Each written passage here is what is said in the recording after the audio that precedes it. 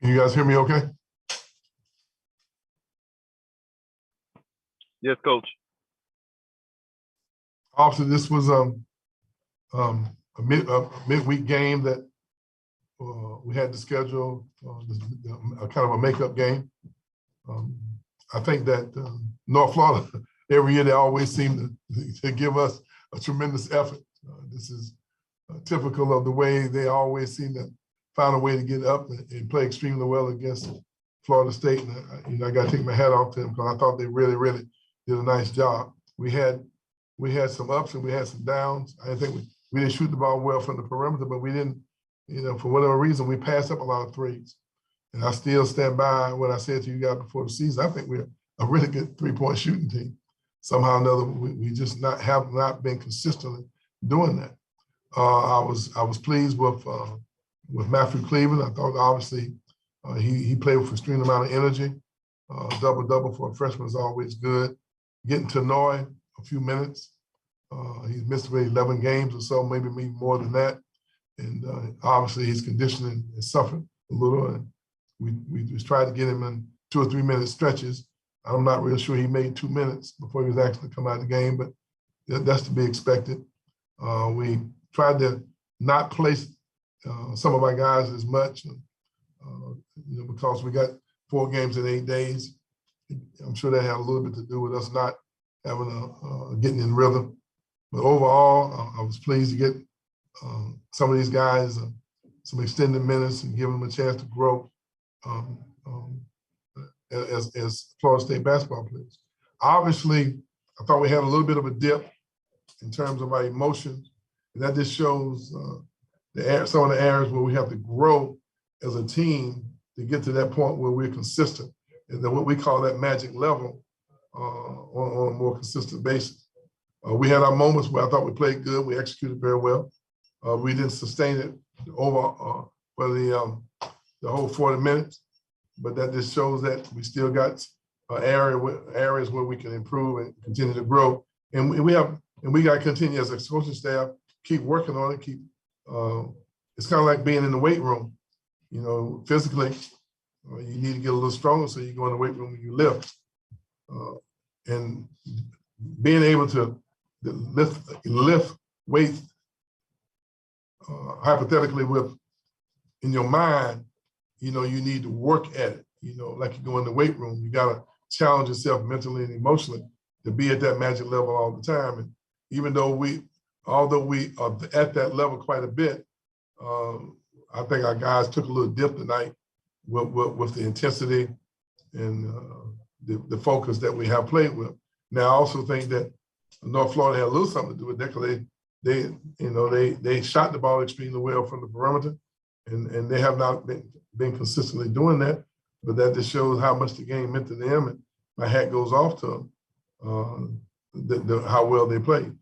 But in some ways, I had hoped that we would not be trying to look past North Florida to focus a little bit on the University of Miami game coming up. But I also think that 4 games in 8 days sometime will affect the same way. So I'm glad to get it out of the way. Looking forward to going down to Coral Gables and playing against a red-hot Canes team. Leonard, can you discuss Matthew Cleveland and the job he did getting in the middle and kind of attacking them when they tried to go zone on you guys? Well, Matthew's performance today, this shows how he's growing and how consistent his effort is. You talk about him being in the middle of the zone and him being able to, not only be productive offensively, but create for his teammates. The best part of what he did was in the first half when he turned up the defensive pressure on the ball handler, he and Harrison, and it kind of juiced us up a little bit. And we went on a little run, was able to extend the lead because of his defensive pressure on the point guard. I thought his pressure gave us opportunity for them to be a little bit out of sync and miss some shots and give us a chance to get out and transition and get some easy baskets. So on the defensive end, he did a great job. And then on the offensive end, he was very efficient in rebounding and scoring points for us.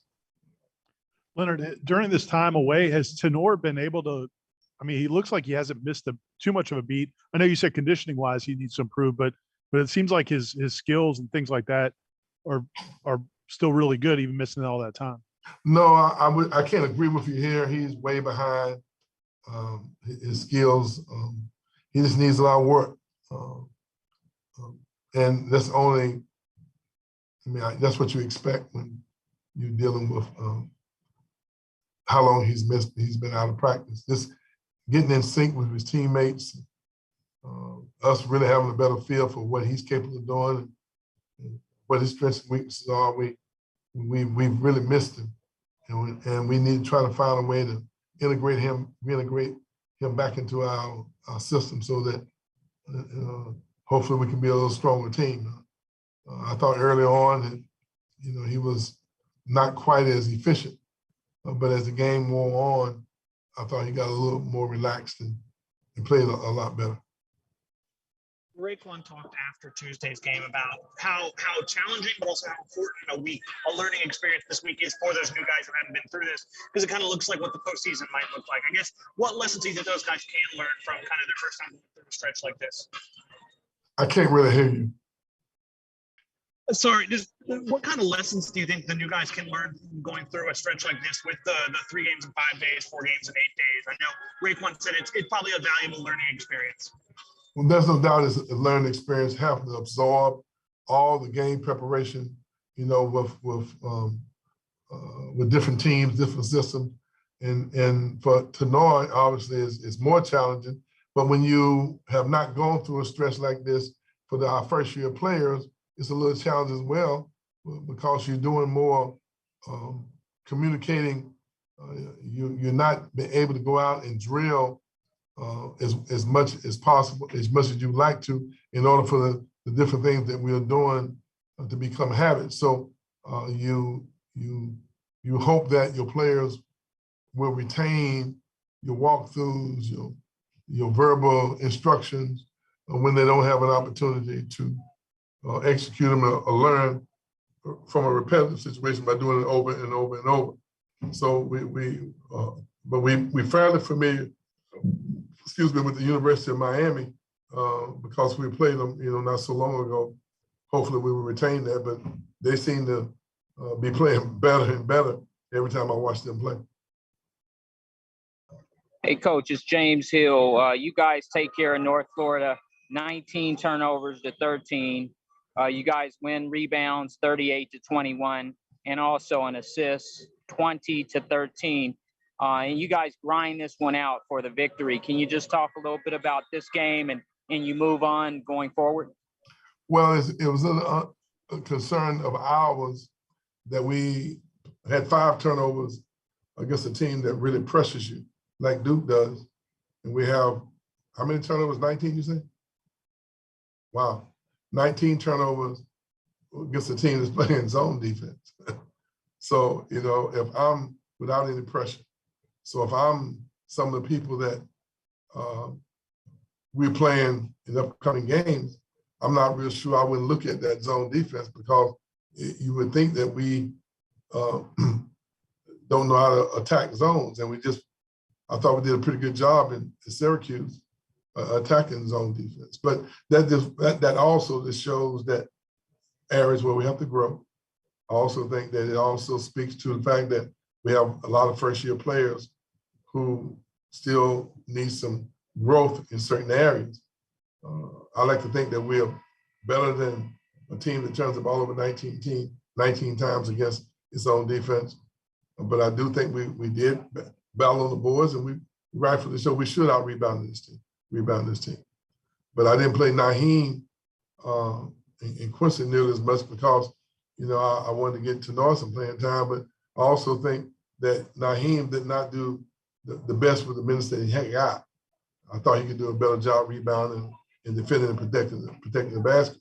I mean, he's shown signs of being an outstanding player, but we're just not consistent right now. So in our inconsistency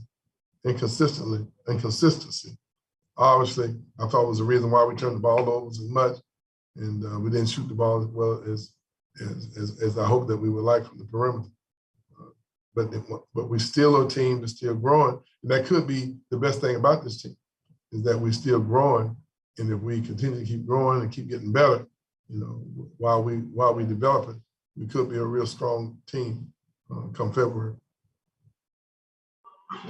Coach Malik wasn't available tonight or this afternoon. Can you just talk about going forward? And again, when he's on the floor and when he's not, you still got to win games. Well, there's no doubt that Malik probably could have played today, but we chose to not let him get out and take a chance on aggravating his already well documented injury. We feel like he'd be able to play as long as we manage how many minutes he plays and how many games he plays in a row. So we kind of experimented a little bit. We thought we would err on the side of being cautious and not playing this year and playing in this particular game because we think that he'd be better served to rest it and get treatment, and hopefully it won't impact him that much with our schedule the rest of the year. Guys all set? Well, can I ask one more? Yes. You talked a lot, very highly of Miami, both before and after playing them. Obviously, playing a team twice in less than 2 weeks in kind of such quick succession in terms of guys, what are the advantages, disadvantages of playing a team twice in such quick succession? I'm sorry. I drifted off of what I'm thinking about Miami and wasn't paying a whole lot of attention to you. So repeat that again. Just what are the advantages, the disadvantages of playing a team, especially a team that good, so twice in quick succession? Well, it's just what it is. Sometimes it's a plus and sometimes it's not. They're who they are. We're who we are. It's going to be a team that comes the closest.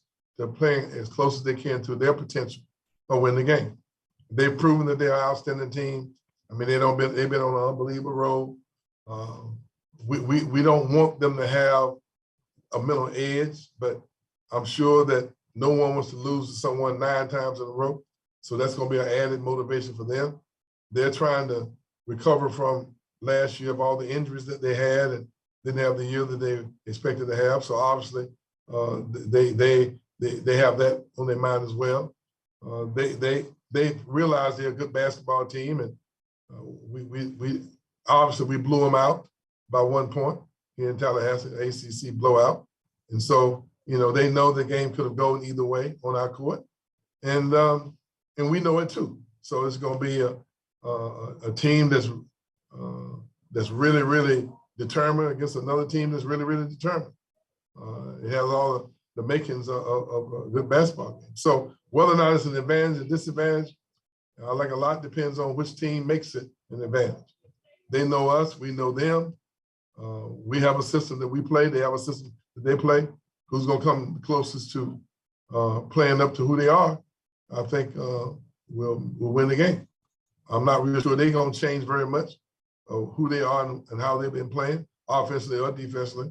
And I doubt very seriously if we're going to change who we are and what has been working for us. So it's just a matter of what team is going to execute and come as close to reaching their potential. That probably will be the team that wins. Thank you. Thank you, Coach.